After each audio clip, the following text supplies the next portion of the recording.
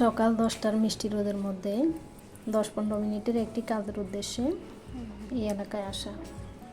চারপাশের প্রকৃতির দৃশ্যগুলো দেখে খুব ভালোই লাগলো।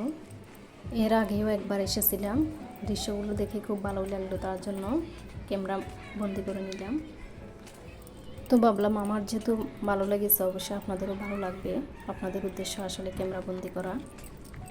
তো এক জায়গায় দাঁড়িয়ে থেকে ধীরস্থিরভাবে ভিডিওগুলো তৈরি করতে পারি নাই, তার জন্য হয়তো পুরোপুরি বোঝা যাবে না। তারপরও হাঁটতে হাঁটতে যতটুকু উঠিয়েছি বেশ ভালোই লাগছে। আসসালামু আলাইকুম, এসটি কিচেন ব্লগ থেকে আরেকটি নতুন ভিডিও নিয়ে আপনাদের সামনে উপস্থিত হলাম। আমি আশা করি আপনারা সকলে ভালো আছেন। আমার আজকের এই ভিডিওটি যে যেখান থেকে বসে দেখছেন, দূরে কাছে দেশে প্রবাসে, সকলের প্রতি আমার আন্তরিক সালাম ও শুভেচ্ছা। আশা করি আপনারা আমার আজকের এই ভিডিও জুড়ে থাকবেন, আমাকে সহযোগিতা করবেন। তো আপনাদের সাথে কথা বলতে বলতে আমার গন্তব্যস্থলে এসে গেলাম, আবার কাজ সেরে রওনা দিলাম প্রায় বাসার কাছাকাছি। তো দেখতে থাকেন আসলে দৃশ্যগুলা। আমি যদি ধীরস্থিরভাবে উঠাতে পারতাম এগুলো আরও সুন্দর হতো বা আরও ভালোভাবে দেখা যেত। তারপরে যতটুকু উঠাইতে পারছি আলহামদুলিল্লাহ সুন্দরই লাগতেছে। আশা করি আপনাদেরও কাছেও সুন্দর লাগবে এবং ভালো লাগবে, আপনাদের পছন্দ হবে। তো ভাই বোনেরা, আপনারা যারা নতুন, একদমই নতুন, আজকেই আমার চ্যানেলটা ভিজিট করতেছেন, আপনাদের কাছে আমার একটাই অনুরোধ, আমার চ্যানেলের ভিডিওগুলো দেখবেন, ভালো লাগলে লাইক কমেন্ট শেয়ার করে এবং আমার চ্যানেলটি সাবস্ক্রাইব করে আমাকে সাপোর্ট করে যাবেন। তো আপনাদের সাপোর্ট পেলে ইনশাল্লাহ আমিও চ্যানেলটিকে বহুদূর নিয়ে যেতে পারবো। তার জন্য আপনাদের সাপোর্ট অবশ্যই প্রয়োজন। আর আপনাদের কাছে অনুরোধ, কমেন্ট করে জানাতে ভুলবেন না, লাইক কমেন্ট করে জানাতে ভুলবেন না আমার আজকের ভিডিওটি আপনাদের কাছে কেমন লেগেছে। আসলে কি দৃশ্যগুলো আপনাদের ভালো লেগেছে কি না অবশ্যই কমেন্ট করে জানাবেন। কে কোথা থেকে দেখছেন সেটাও জানাবেন। আপনাদের কাছে থেকে এতটুকু আসা।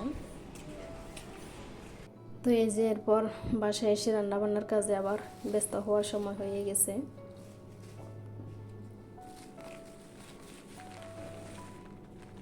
রান্নার সময় প্রায় গনিয়ে আসতেছে, তো তার জন্য একটু রান্নার প্রস্তুতি হবে এখন। তো আমার সাথে থাকেন আপনারা। তো এখানে অল্প কিছু সামান্য পরিমাণ বাজার নিয়ে আসা হয়েছিল, এগুলো গুছানোর পরেই বাকি প্রস্তুতি।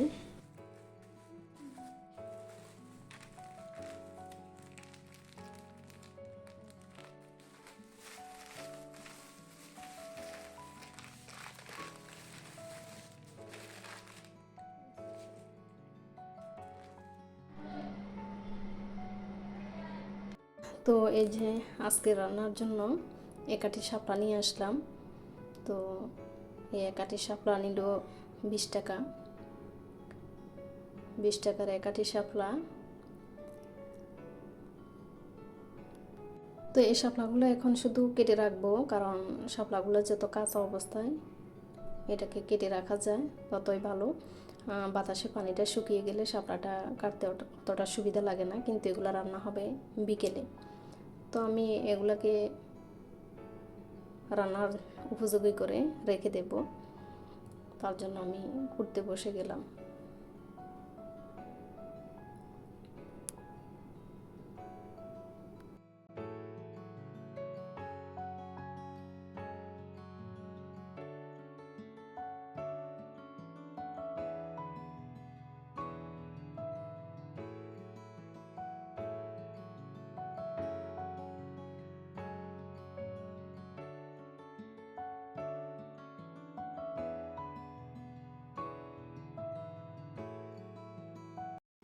এই যে আপুরা, সামনে একটি চালনি ছিল, চালনিতে কুটে রেখে দিলাম। তো আমার একাটি শাপলা এতটুকু হয়ে গেছে। তো এটাকে আমি সরিষা দিয়ে, ইলিশ মাছের মাথা দিয়ে বিকেলে রান্না করব। এখন রান্না হবে না, এখন অন্য কিছু রান্না হবে। তো এই যে এখানে একটু ফার্মের মুরগি কাঁচায় রান্না করব আজকে। তো মুরগিগুলোকে আলু দিয়ে রান্না করব, তার জন্য প্রেশার কুকারে নিয়ে নিলাম। অবশ্যই সিটি দিয়ে রান্না করব না, এমনিতে শুধু ভালোভাবে কষাবো। তো তার জন্য আমি প্রেশার কুকারের ভিতরে দিয়ে দিলাম। বেশ ভালোই লাগে প্রেশার কুকারে রান্না করতে। তো আমি আগে থেকে কিছু মশলা করে রাখছিলাম, এই মশলাগুলোকে এখানে দিয়ে দিলাম। মুরগি রান্নার যত উপকরণ আছে সবগুলো দিয়ে আমি এই মশলাটা তৈরি করে নিয়েছিলাম। তো আর বাকি উপকরণগুলো দিয়ে আস্তে আস্তে মেখে নেব। তো আজকে দুপুরবেলা রান্না আমার শুধু এটাই হবে। বিকেলে তো ওই যে বললাম ইলিশ মাছের মাথা দিয়ে শাপলাগুলোকে সরিষা বাটা দিয়ে রান্না করা হবে। তো এখানে ব্রয়লার মুরগিও খুব অল্প পরিমাণে, যেটা দুপুর এবং রাতে হবে এই পরিমাণে। তো আমার সাথে থাকেন।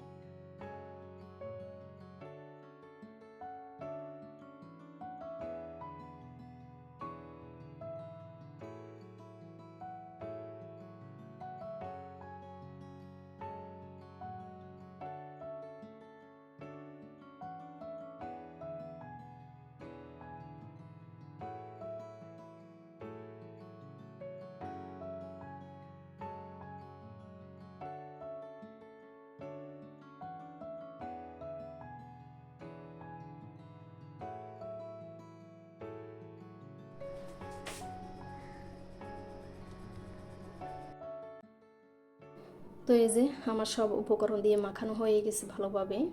তো আমি এখন এগুলাকে পানি ছাড়া গায়ে গায়ে যে পানিটা আছে ওটা দিয়ে বসিয়ে দিলাম। এখন ঢাকনা দিয়ে ঢেকে দেব। এভাবে হালকা আছে আমি ঢেকে ঢেকে এটাকে ভালোভাবে কষাবো। তারপর বাকি উপকরণ। তো এই যে আমার রান্না এই পর্যন্ত হয়ে গেছে। আলুগুলো মাঝখানে দিয়ে দিয়েছিলাম, এটা দেখাতে পারি নাই। ভুলবশত ক্যামেরাতে উঠানোর আগে আলুগুলো ঢেলে দিছি, তার জন্য এটা উঠাই নেই। তো আমার রান্নাটাও প্রায় হয়ে গেছে। আমার রান্নাটা কেমন লাগছে, কাঁচা মুরগির গোস্ত রান্নাটা, অবশ্যই কমেন্টে জানাতে বলবেন না। গ্রানটাও কিন্তু সেই হয়েছে। আমি একটুখানি দেখে নিয়েছি লবণ। তো আপনারা বলবেন আমার রান্নাটা তো আর স্বাদটা বুঝতেছেন না, কালার এবং কি রান্নাটা কেমন হয়েছে অবশ্যই কমেন্টে জানাবেন। তো আমার রান্না একদম শেষের পর্যায়ে। এই যে ভাই বোনেরা, বিকেলে আর একটু ঘুরতে বের হলাম। ঘুরতে ঘুরতে এক জায়গায় গিয়ে বসলাম, এটা ছিল একটা রেস্টুরেন্ট। তো এখানে আমরা খেতে গিয়েছিলাম, কিন্তু আসলে এত এত ভিড় ছিল যে একটা যে মহিলারা আমরা ভিতরে বসবো কোনো স্পেসে খালি ছিল না। তা আমাদের বাবুটাও আসতেছে না, ও খাবে এইখানে বসে। বললাম যে আমরা পার্সেল নিয়ে যাই বাসায়, আমরা বাসায় গিয়ে খাবো না, ও এখানে বসেই খাবে। তো এই জন্য বাহিরে বসে আছে, ও আসবে না। তো আমরা এদিকে অপেক্ষাও করতেছি, দেখি ভিতরে কোনো স্পেস খালি হয় কি না। তো আসলে অপেক্ষা করতে করতে দেখলাম যে না, মহিলারা ভিতরে বসে বসে গল্পই করতেছে, ওদের খাওয়া শেষ কিন্তু বের হচ্ছে না। তো একসময় আমাদের বিরক্ত লেগে আসলো। তো আর কি আর করার, অবশেষ পার্সেল নিয়ে বাসায় চলে আসতে হলো। কিন্তু এদিকে আমাদের বাবুর মন অনেক খারাপ, ও এখানে বসে খেতে পারলো না আজকে। অবশ্যই এর আগে অনেকবার এখানে খাওয়া হয়েছে। তো আমাদের ভিডিওটি এ পর্যন্ত আজকে আপনাদের সাথে শেয়ার করতে পারলাম এতটুকু।